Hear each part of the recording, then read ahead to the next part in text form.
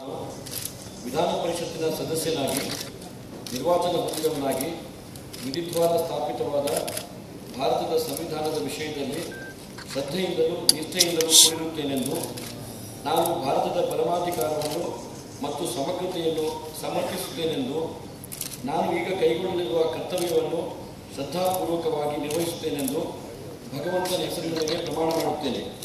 ಸತ್ಯ ನಿಷ್ಠೆಯಿಂದ ಪ್ರತಿಜ್ಞೆ ಮಾಡುತ್ತೇನೆ.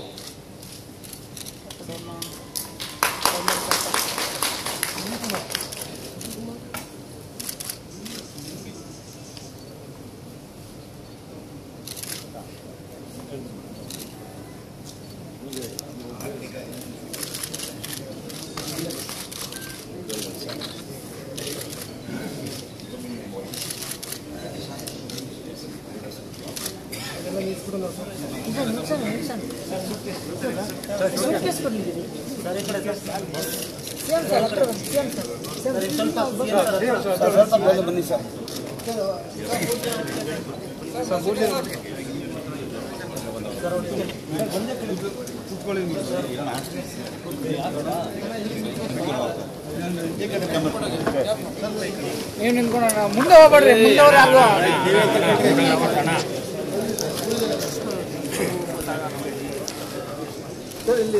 ಸರ್ ವಿಶ್ ಮಾಡಿ ಸರ್. ಅದು sir sir C M sir ಈ ಕಡೆ ಸರ್ ಸಿ ಎಂ ಸರ್ ಸ್ವಲ್ಪ ಈ ಕಡೆ